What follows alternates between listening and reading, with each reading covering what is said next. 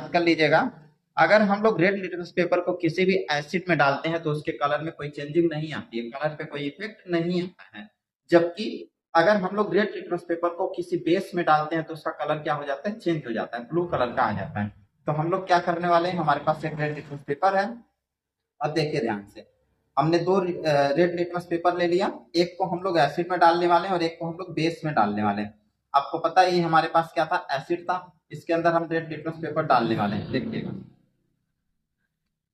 इसके अंदर हमने रेड लिटमस पेपर डाला, लेकिन हमें डालने के बाद क्या देखने को मिला, इसका कोई कलर चेंज नहीं हुआ। रेड लिटमस पेपर था तो रेड ही रह गया।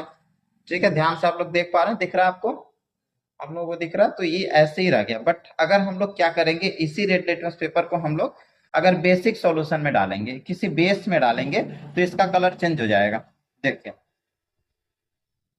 ये हमारे पास बेसिक सॉल्यूशन था और जैसे ही हमने इसके अंदर डाला लिटमस पेपर, क्या हुआ, इसका कलर चेंज हो गया। किस कलर का आ गया, ब्लू कलर का आ गया।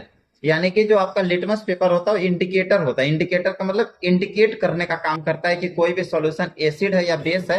ये पता लगाने के लिए हम लोग इंडिकेटर्स का यूज करते हैं। इंडिकेटर्स क्या होते हैं, हमें इंडिकेट करते हैं कि हमारा जो गिवन सॉल्यूशन है वो एसिड है या बेस है। तो अगर रेड लिटमस पेपर लेंगे, उसको एसिड में डालेंगे तो कोई कलर चेंज नहीं होगा, बट बेस में डालेंगे तो क्या होगा, उसका कलर कैसा हो जाएगा, ब्लू हो जाएगा। ठीक है, आपने इसको देख लिया। चलिए, अब हम लोग करते हैं ब्लू लिटमस पेपर से एक्सपेरिमेंट। ठीक है, ये हमारा रेड लिटमस पेपर था। अब अगर हम इसको ब्लू लिटमस पेपर से एक्सपेरिमेंट करेंगे तो क्या देखने को मिलेगा हमें, देखिए, हम यहाँ पे ब्लू लिटमस पेपर लेते हैं, इसकी स्पेशलिटी जान लेते हैं, इसके कैरेक्टर्स। अगर आप लोग ब्लू लिटमस पेपर लेते हो और इसको किसी बेस में डालते हो तो इसके कलर में कोई भी चेंजिंग नहीं होती है।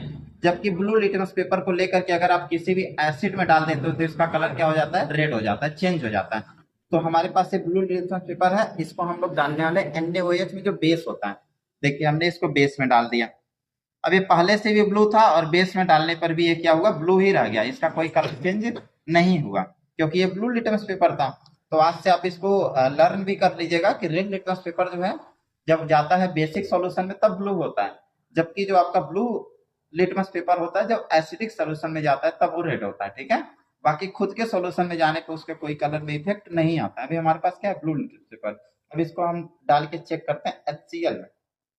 देखिए, ये लिटमस पेपर था, जैसे ही हमने इस सेल में डाला इसका कलर क्या हो गया, रेड हो गया। इसका मतलब ये क्या है, एसिड है।